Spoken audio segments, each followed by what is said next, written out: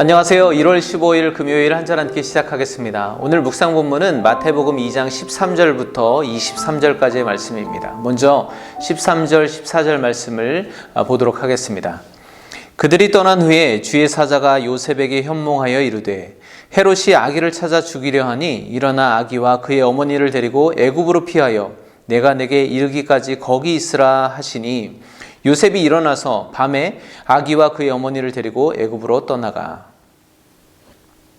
동방박사들이 예루살렘에 찾아와서 유대인의 왕이 나셨다는 소식을 전하죠. 이에 헤롯은 아기 예수님을 죽이려고 음모를 꾸밉니다.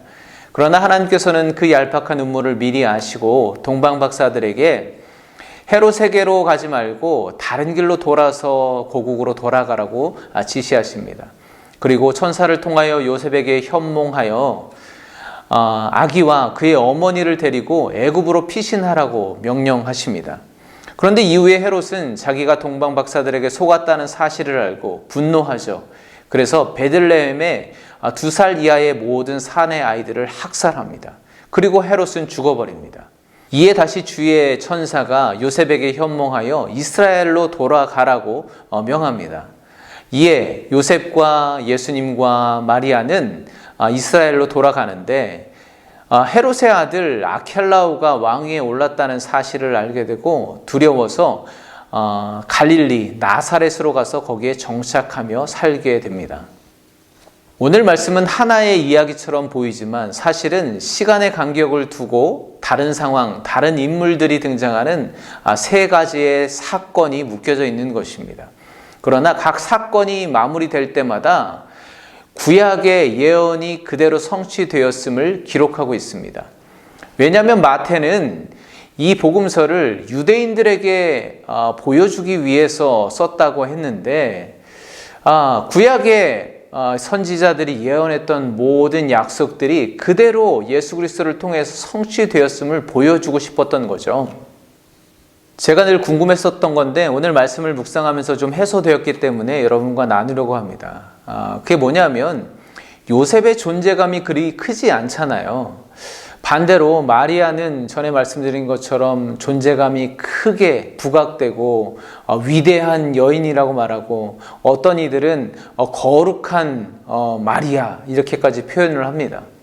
객관적으로 보더라도 예수님께서 이 땅 가운데 탄생하시는데 성령을 통해서 마리아의 태를 통해서 나셨기 때문에 그 사이에서 요셉이 별로 한 일이 없기 때문에 존재감이 그렇게 작을까라는 생각도 들게 됩니다. 그런데 저는 이번에 마태복음을 묵상하면서 그게 아니구나라는 것을 알게 되었습니다.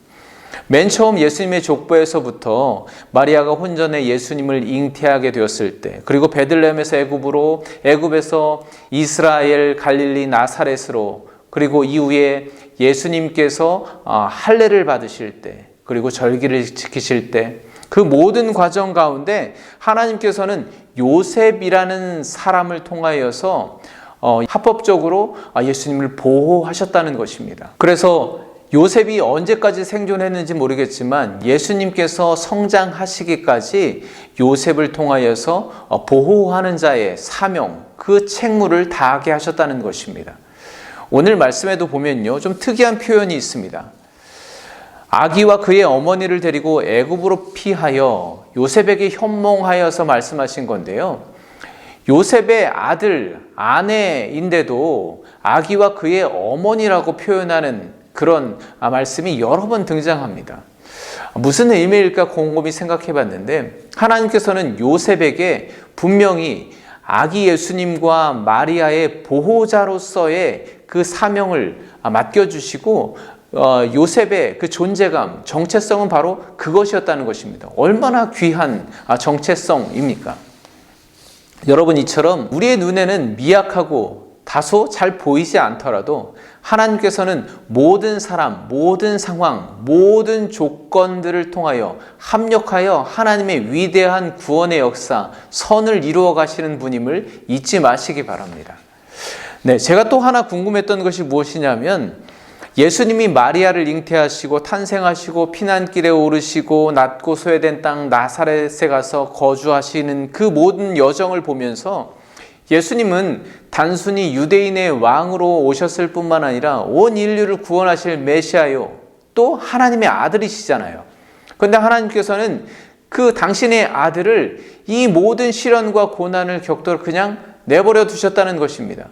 표현이 좀 이상하긴 하지만 당신의 아들이니까, 하나님이시니까 좀 피할 길을 마련해 주시고 또 기적과 같은 일들을 통해서 보호하시고 하셨을 수도 있는데, 그저 나약한 인간과 똑같은 모습으로 죽기 싫으면 빨리 피하라는 그런 상황으로 몰고 가시는 것을 볼 수가 있습니다. 마태는 바로 그것이 유대인의 왕, 만왕의 왕, 온 인류를 구원하실 메시아, 하나님의 아들의 모습인 것을 그리고 있습니다. 그리고 이런 예수님의 모습은 왕이 될 자격이 없는 자가 왕위에 올라서 크고 웅장한 왕궁에 거하면서 그 권력을 지키기 위해서 서슴없이 가족을 살해하고 또 죄 없는 아이들을 학살하는 그런 인간의 왕의 모습과 예수님의 모습을 아주 극명하게 대조해서 보여주고 있는 것이죠. 이 세상 사람들은 남들이 어쨌든 내가 혜택을 누리고 남들이 어떤 고난을 당하든 나는 그 고난을 피하고 특혜를 누릴 때 그것이 나의 존재감이라고, 그것이 행복이라고, 복이라고 생각하며 살아갑니다. 그래서 그 혜택을 빼앗기고 싶지 않아서 집단 이기주의가 생기고 빈부의 격차, 세대 간의 갈등, 또 이념의 충돌이 생기는 것이 아니겠습니까? 그런데 이러한 문제가 하나님의 백성들, 교회 안에도 사라지지 않고 존재한다는 것입니다. 어떤 분들은 남들보다 하나님께서 특별히 더 나를 사랑하신다고 생각하시는 분들이 계십니다.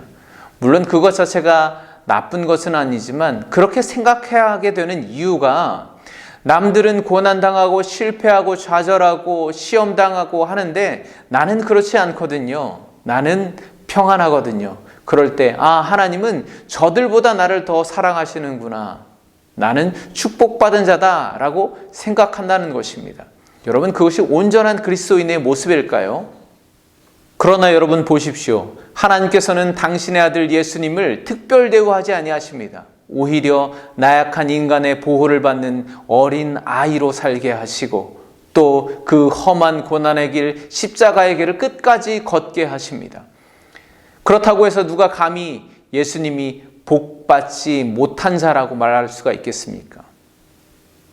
예수님은 하나님의 복이 성육화되어서 이 땅 가운데 오신 분이십니다. 여러분, 그런데 그분이 향한 곳이 어디인지를 보시기 바랍니다. 그분은 예루살렘 성전이나 왕궁이 아니라 이 세상의 가장 낮고 천한 곳, 인간의 위협으로부터 목숨을 겨우겨우 부지해야 하는 그 피난길에 오르셨던 것입니다.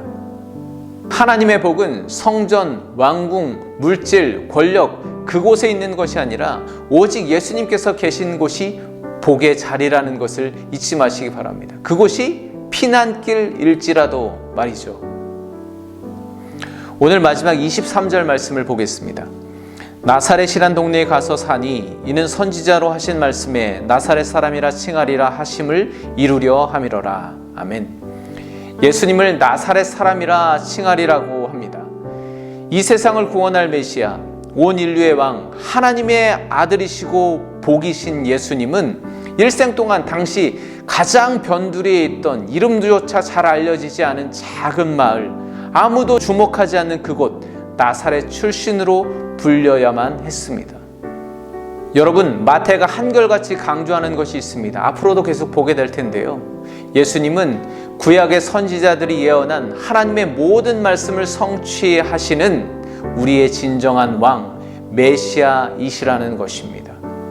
헤롯, 대제사장, 서기관, 큰 성 예루살렘, 세상의 물질과 권력이 모이는 그 크고 위용이 있는 그곳을 세상 사람들은 왕으로 추대하고 섬기려고 하지만 우리의 진정한 왕 예수님은 나사렛 사람이라 불리우는 그곳 낮고 천한 곳에 계시다는 것을 마태는 지금 집중해서 우리에게 보여주고 있는 것입니다. 하나님의 약속이 어디에서 이루어지고 있는지, 그 구원의 역사가 어디에서 시작되고 있는지를 마태는 오늘 분명하게 보여주고 있습니다. 여러분, 우리의 진정한 왕이신 예수님은 지금 어디에 계실까요? 여러분은 지금 그분과 함께 거하고 계시나요? 기도하겠습니다. 하나님, 하나님의 아들이신 예수님께서 연약한 육신의 아버지 요셉을 통해 보호받고 낮고 천한 상황 속에서 나사렛 사람이라 칭함을 받으시며 온 세상을 향한 구원의 약속을 이루어 가심을 보게 하시니 감사합니다. 그 주님께서 지금 우리가 어디에 거하고 있든 그곳에 우리의 왕이 되셔서 섭리하고 계심을, 함께하고 계심을 신뢰하게 하여 주시옵소서. 예수 그리스도의 이름으로 기도합니다. 아멘. 네, 이제 내일은 세례 요한을 통해서 천국의 소식을 들어보도록 하겠습니다. 감사합니다. 평안하십시오.